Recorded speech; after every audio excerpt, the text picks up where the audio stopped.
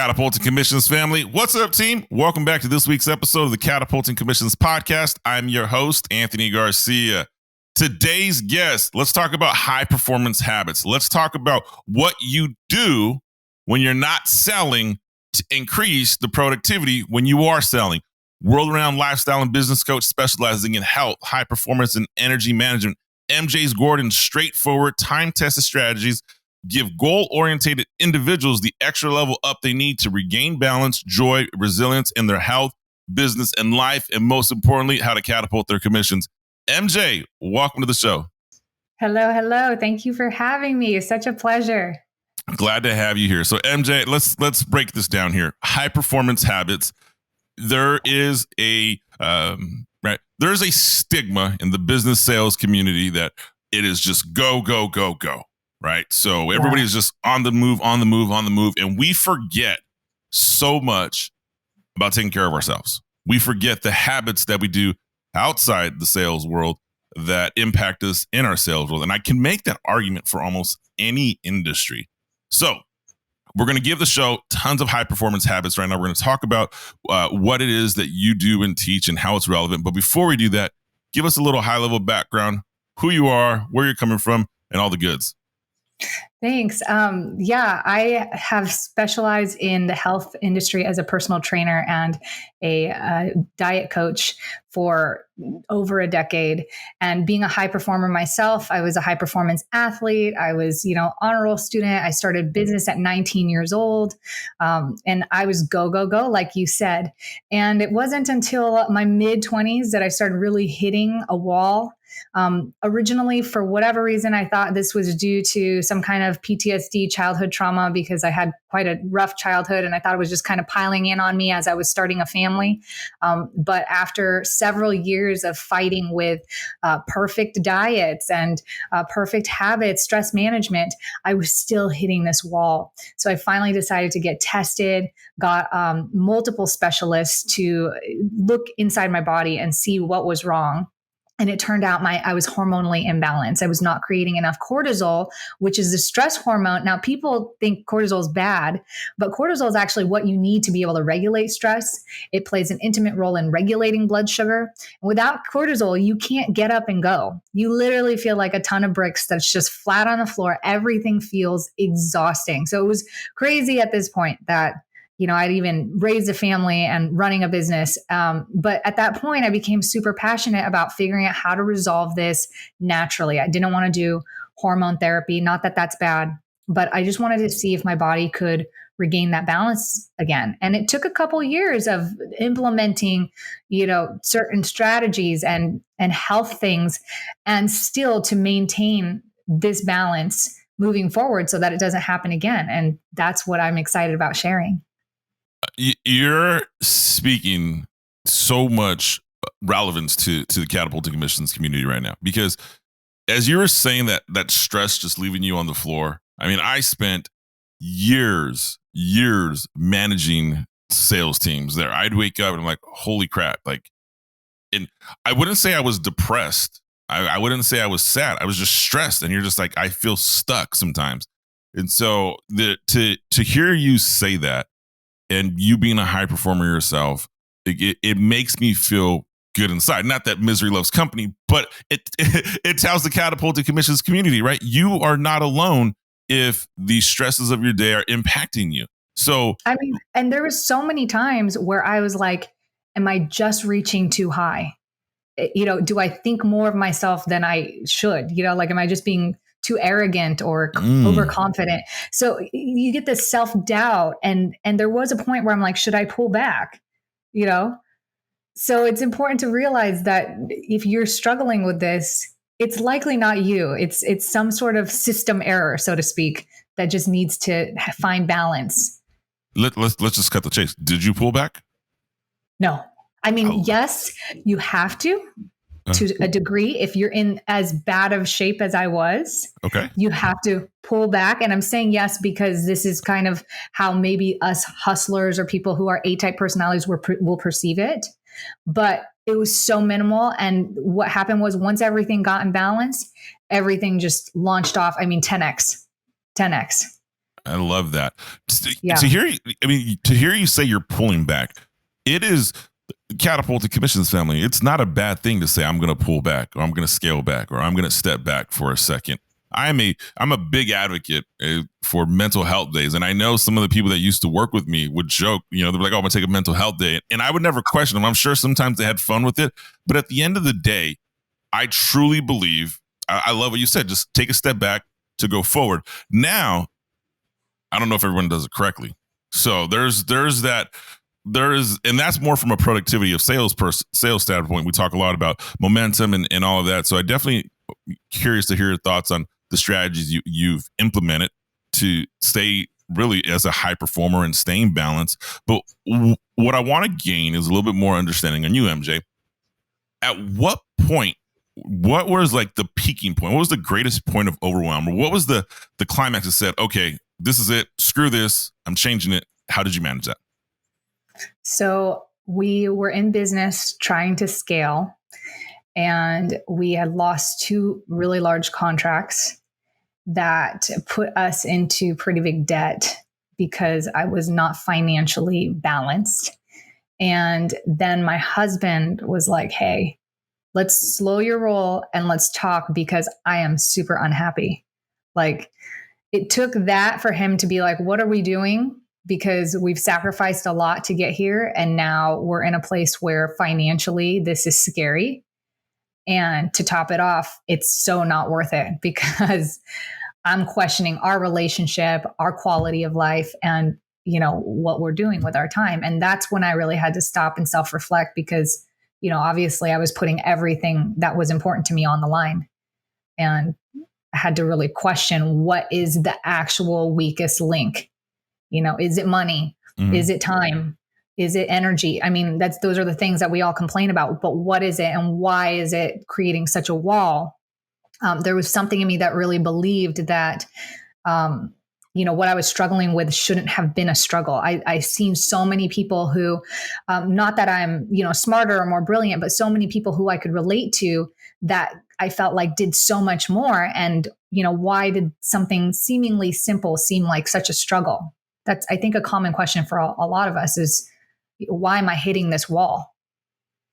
You having that self-awareness, one, but I think that the bigger part is you had someone sit you down and say, hey, right? And that the relationship between you and your husband, that's an incredibly intimate relationship. And I know that. I know my wife has sat me down at times and been like, hey, get your head out of the clouds. Like, where are we going with this? Or, she's tough love, stand up, buttercup, like you can fight, get up going.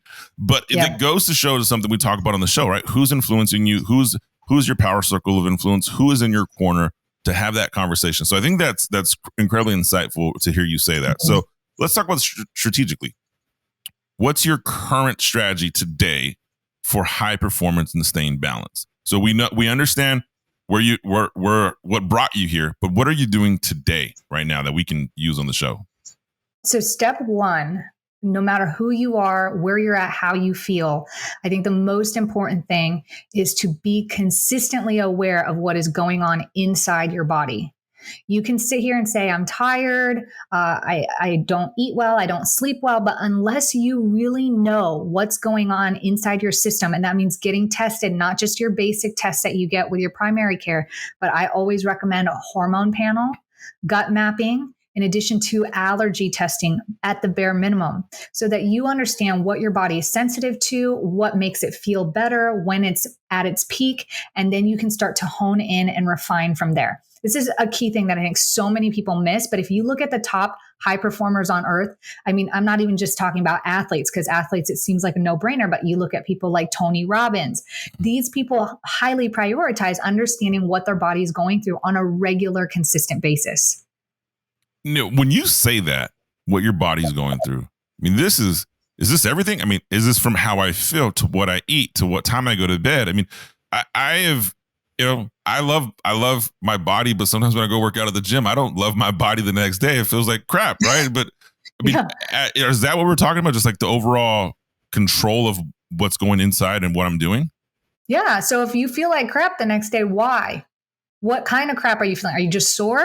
Mostly or just sore. Are you burning out? Right. Yeah. But there's a difference there. Okay. In my circumstance, I thought exercise more, it's healthy. And so I would beat myself up in the gym. I would force myself to exercise. But because I wasn't making cortisol, and only because I knew this at that point, I became aware that actually pushing myself to exercise only increased the issue.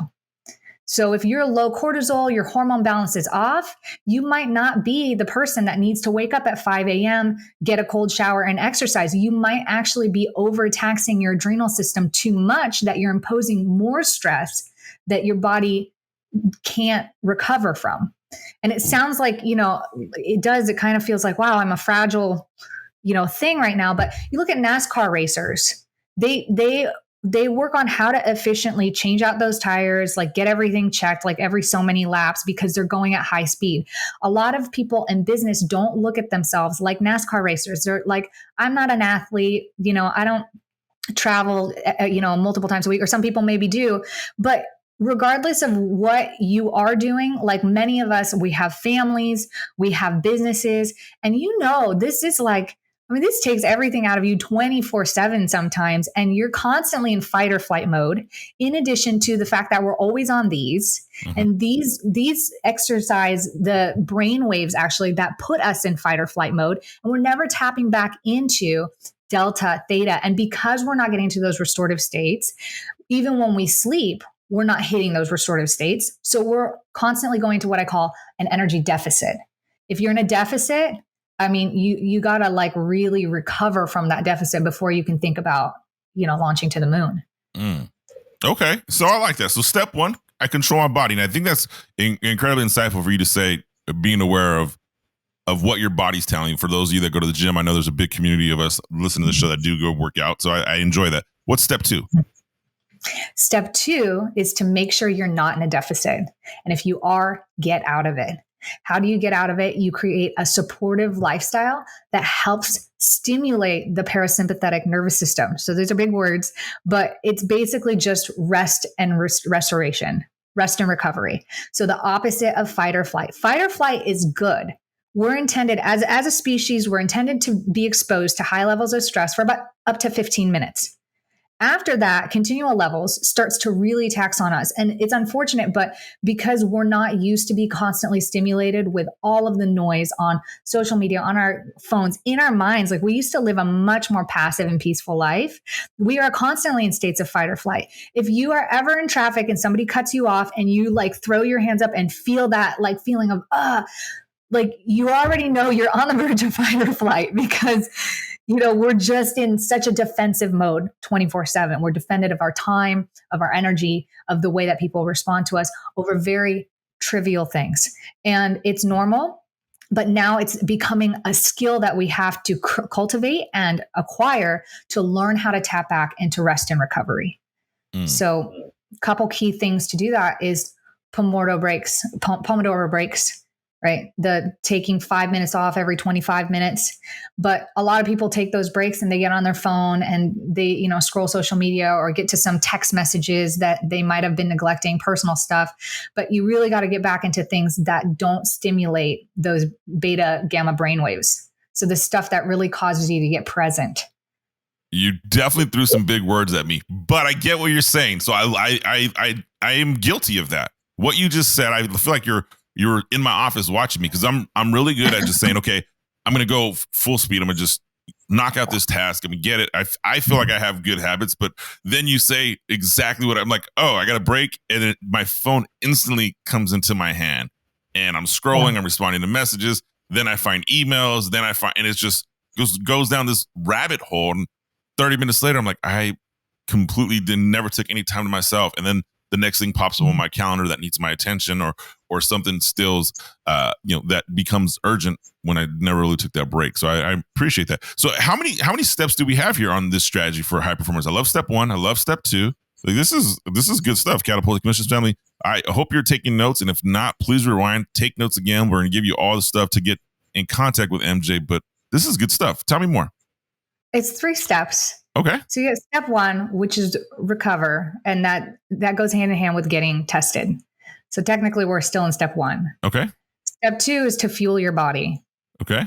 So recover is huge. It's step one because it's the biggest, but for whatever reason, everybody's interested in the food, the diet. Yeah. How do I eat better?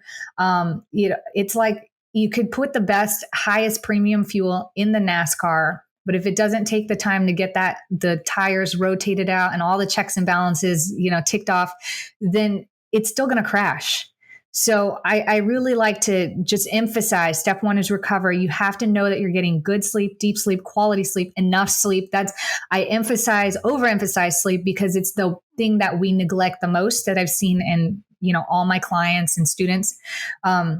But then after that, you really got to make sure that you're fueling yourself right. Because how many of us wake up and we're like, ooh, we're rushing out the door. I've got a million things on my mind. Let me just swing by Starbucks, grab a coffee and like a bagel and just like guzzle that down on my way to my next meeting or wherever I'm transitioning to. And we don't really think about getting a good meal till maybe the end of the day. A lot of us take on, what is it?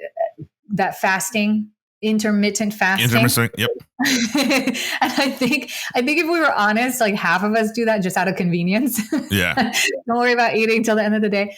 But you have to, in knowing your body by getting it tested, you'll get to familiarize yourself with what actually supports your body and the language the approach, really, the care that it needs to perform at its best. And we're all different.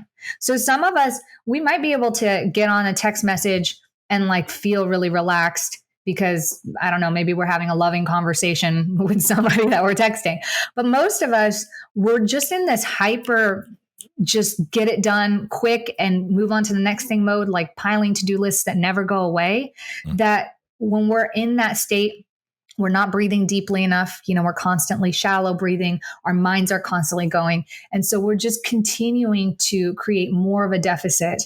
And so in my history as a fitness trainer, we went from 50-year-olds who were almost retired, being totally burnt out, to now I get people in their early 20s burnt out because they just finished medical school or they just, got out of school and starting their business or, and starting family. And they're just stressed. And I'm like, we should not be burnt out in our 20s. No. It's like the most energy that we have is then.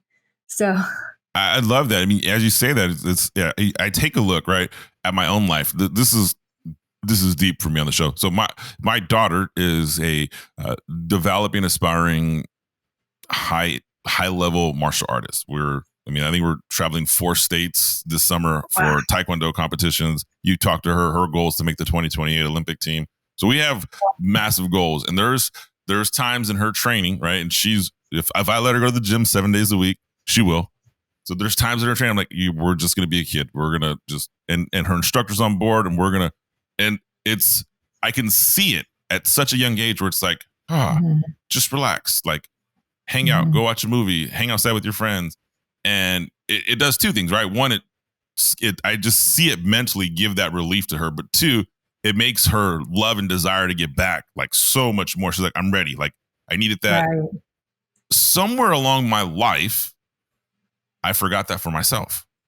And I see it with her, but then for myself, I'm like, no, go.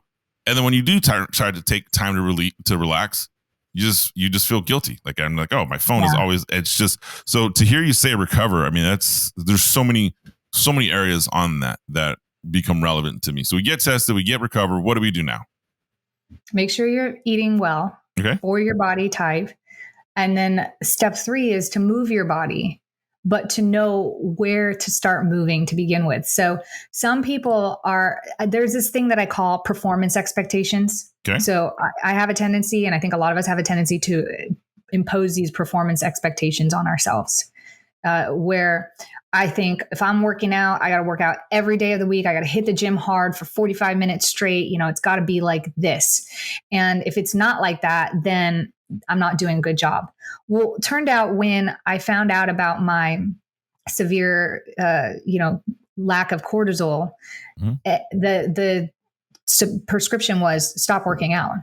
And I was like, what do you mean stop working out? It was, you need to rest and recover as much as possible. So when I did start working out, because I was a competitive athlete, I would go straight from 0 to 60 and not even realize. Like muscle memory is there, right? So I had to actually learn when I was pushing myself too much and when that would cause me to go into burnout. And so it started first with just showing up and deep breathing and doing some mild yoga stretches. And now it's evolved into, if I want to go into the gym and hit it hard, some days that's good, but some days I can't give myself enough space and time to recover from that. And so it's just better to go for a nice long walk with my family, get that rest and recovery and my exercise at the same time. Okay. Yeah. I like that. I think to hear you say this, right? And MJ, I mean, I connected, I see you on social media. To hear you say this, I look at you like, oh my goodness, you have this all figured out. Like you are but like honestly, the vulnerability you just shared right now, I think that relates. I mean, people need to hear this. And I mean, you guys, MJ, you're not going to tell me an excuse that MJ hasn't heard herself. She's married. She's a mother. She's a business owner. Like you're not, I mean, it doesn't, you can't hit me with something and that she doesn't have. So I love that direction you're going with. So as you make this change, right? You founded this system that you create this change, you focus on high performance habits, you create this balance in people's life. There has to be certain things that you say no to. There has to be certain 100%. Things that are just I'm not going to do this. I'm not going to allow myself to entertain this. What are those non-negotiable things that you do solely for yourself? So I 100% every day need to have a minimum of 30 to 60 minutes for myself. Now, sometimes that's like me hanging out with my 10-year-old and she comes and does something with me that I'm doing. She wants to participate. Sometimes it's, I just need it for myself. But whatever it is, it has to be completely 100% enjoyable, engaging for myself. Do I want to paint my toenails? Do I want to read? Do I want to, get outside and garden? Because that's something that I love to do. But whatever it is, I literally call it, I have to waste time for myself. And I say that because verbally, a lot of people will be like, well, it just feels like I'm wasting time. So yes, waste time for yourself every single day, 30 minutes. It has to be pure. And you're the only person that can be honest about that.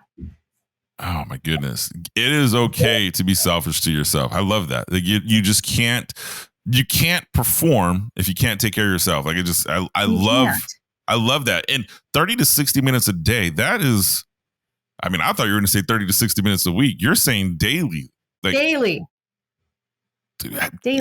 Any other hacks to get some of that daily? Because someone's sitting here saying, that's cool, MJ, but I have 3 kids under 5 years old and I have a business and I have a husband and holy crap, from the moment I wake up, it's mom, boss, and then next thing you know, it's 10 o'clock at night. So where do they get this time at? I got an 8-month-old. I got 2 homeschooled children, 5 acres of homestead property, 3 businesses. I'm with you there. So I love the practice of minimalism, and it's something that underlines the message of everything that I preach. And the reason is you only do have so much time, energy, money, focus, attention. It is so limited. And you have to be able to allocate the 20% that is important that you need to do, and the other 80% that needs to either be completely removed or delegated to something else. And so we have this game in our house, like how many things can we implement that can save us 5 minutes a day? How can we save 5 minutes here, 5 minutes there? And we often weigh things not based on finances, because I think this is that holds a lot of people up. Not everybody, but especially me and my husband. I have the habit of, I need to save time. He has the habit of, I want to save money. So we weigh it. If recently we power washed the house. Mm-hmm. So how many hours is that going to take for my husband to power wash the house? If you can quantify what your hourly rate or your hourly worth is, even if you get paid salary or you don't get paid hourly, if you can quantify at least a base rate for what your time is worth, if you can weigh that into how much it costs to hire somebody to power wash your house, and then decide, can I put that time elsewhere? Or is it really worth me saving the money to power wash the house? And so when you do these on little things, they add up. One of my favorite things is recently I got a Roomba vacuum, the robot vacuums. Mhm. It's like $300. I think for a fancy one, it's like maybe twice the price. And it saves me 10 minutes a day of sweeping my house. I only sweep my house now once, maybe twice a week instead of twice a day. So like I said, I live in a homestead property, lots of animals, lots of kids, Yep. and it is a mess in here. But with that vacuum, I save myself nearly 30 hours a year if you quantify what 5 to 10 minutes a day is. 30 hours a year, that's over a whole day of my life. So anything you spend 5 minutes on a day is equivalent to 30 hours a year. Mm. So if you don't think, a lot of us don't think about that, but where are you leaking time or energy, 5 minutes here, 5 minutes there? And so a lot of people put this hurdle, like the time hurdle. But like if you really quantify everything that you spend 5 minutes or more on, where are you really spending it? A lot of it's scrolling here, That's exactly what you just said right now. You mentioned it in the Roomba and vacuum. I'm like, oh my goodness, I spend hundreds of hours scrolling aimlessly on social media. Sometimes that is something I'm working on. But I definitely have found myself. I'm like, okay, I don't need to see a laughing dog on Instagram and hearing this funny voice. I'm like, oh my goodness, close your phone. Let's move forward. Let's do something different. So, I 5 minutes a day, 30 hours a year. It's simple enough for me to say, okay, because if you told me the other way, hey, would you invest 30 hours in scrolling on social media? Absolutely not. No way. There's no way in the world I would do that. But that's not the case. That happens, and it sneaks up on us. 5 minute increments here. So that's interesting. So in fairness, a lot of us are like, oh, okay, I'm taking a bathroom break. Like before I get back to my desk, like I'm just going to sit and look here for just 2 minutes. And we welcome the reprieve. And it's understandable because we're so burnt out. We're going all the time and we're thinking, okay, if I look at social media, it's a great way to catch up with my friends or, look at some strategies while scrolling, entertaining at the same time. Understandable. When you designate the 30 to 60 minutes of wasting time for yourself a day, I call it wasting time, but doing something for yourself a day, you are less inclined to look for those reprieves throughout the day. You find yourself actually doing things intentionally that you enjoy, that create value in your life, that you're not just trying to sneak stuff that you're compromising for 2 minutes here, 5 minutes there. There's my goodness, MJ, I got to be honest with you. There is just so much we're condensing in this episode. Yeah. Gabby, Catapult to Commissions family, if you're not self-reflecting right now on your own high performance habits or no habits, whatever the situation is, I'm telling you right now, the only way you're going to hit your goals in 2023, 2022 and beyond, and this week, next week, income goals, personal goal, relationship goals, is to truly self-audit yourself in the fashion that we're talking about here with MJ. Now MJ, which is ironic because I'm about to drop a bomb on you, Catapulting Commissions family. We just talked about these high performance habits. We talked about changing what we're doing to get the most out of. Now, MJ is a host of a podcast, the Everyday Vacation Podcast. Now, I know it doesn't sound like we just talked about an Everyday Vacation Podcast, but let me tell you a little bit about the Everyday Vacation Podcast. Is all about sharing resources, people, and messages that help high achievers create more balance and energy in their business and everyday life so they can live on their terms. The Everyday Vacation Podcast is really geared at high achievers. She has a following of women who are 30s and 40s who found love for themselves. So if that's you, Catapult to Commissions family, you'll have a link in the show notes to go hear the Everyday Vacation Podcast. But let's just talk about that. What does living on Everyday Vacation mean to you? Because we talked about how to wire my body and my success like a NASCAR, but what's Everyday Vacation mean? So I think a lot of people think of everyday vacation as everyday jet setting, everyday Mai Tais by the pool. And this might sound crazy, but I actually tried that once. Okay. And it actually does not create the type of stress relief or, relaxation that you might think. I think for most of us, that's not what we're looking for, because we have to have a purpose. We have to have goals. And so after a while, like at first it feels great, you get caught up. And then after, a couple of years of that, we were kind of like, what are we doing with our lives? Why does it feel like everybody can fit so much more in a day? Like, what are we doing? Nothing's going on. And so there's this dispassionate disinterest, in living. And that's why they say people who retire early die early, right? Mm-hmm. So to me, living an everyday vacation is getting that feeling of what you're excited about when you are going on vacation. You're excited about getting time for yourself. You're excited about, experience something novel, fun, or in the present moment with people you love or something you enjoy every single day. You get to wake up on your terms or wake up feeling like you're well rested. You get to have fun in your every single day. And this goes way deeper than just, getting your stuff done and getting your energy levels in check. We went phase one, which is how do we get more energy and combat the overwhelm? But then after you get past that, then what's next? How do you create life on your terms? How is it that you enjoy everything that you do, from business to family to personal life to your health? I mean, that's what it's about, right? Because, once you achieve, let's say, optimal balance, then you have all this canvas to create. And so the everyday vacation is creating life on your terms.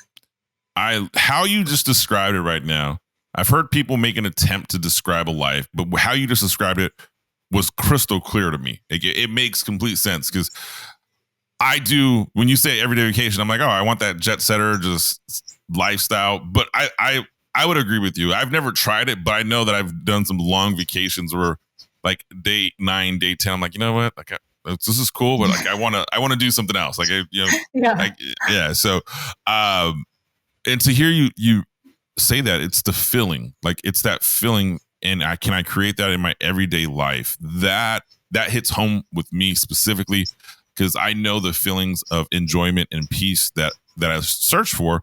And let's be honest, right? I'm not perfect, but there's days where I'm like, man, everything hit on all cylinders. Like the euphoria in my home, the relationship with my wife, the relationship with my kids, the food we ate, the exercise, Yes. the deals I closed, everything's in alignment. You're like, oh my goodness, this is awesome. Then there's days that are like totally the opposite, both personal, professional, emotional, and intellectual. You just pick it. They're the opposite. But to hear you say, hey, we're thriving for this. And that is the everyday vacation. That's what I heard from what you just shared with me right now. That's awesome. Yeah, So, absolutely. I will say there's a caveat though. tell me. You get there and then you go on actual vacation. And at least for me, we're just ready to come home. we're just excited to be here. Not that we're homebodies and do nothing. Anytime you show up, we're always doing stuff with each other, whether it's setting up a 50-foot water slide or, we put a zip line in the backyard. I mean, we really create that experience for ourselves. And so, there are the moments in the beginning of the day where it's like, it's time to get stuff done. It's time to work. But at the end of the day, that 30 to 60 minutes minimum, we're looking forward to that everyday vacation. Well, Catapult to Commissions family, follow MJ's message here. Take 30 to 60 minutes to yourself. It is the most important thing you could do for yourself today. So if you're listening to this show right now and you're driving, you're listening to it on the computer, wherever it is, do 2 things. 1, subscribe, like, comment. 2, put the time on your calendar to say, hey, this is my time. I'm going to protect it. It's for me. It's not for you. It's not for the kids. It's not for business. It's for you. I love that. MJ, how does the Catapult to Commissions family find out more about you? How do they learn more about you? This is great stuff. I know someone's listening right now saying, hey, I want to learn more about MJ. So where do they find you? Thanks, Anthony. They can find me at my website, which is mj-gordon.com. And that links to everything that you could ever want to, connect on. So awesome. We will have that mj-gordon.com in the show notes. We'll also have a link to the Everyday Vacation podcast, which I imagine you'll find on mj-gordon.com.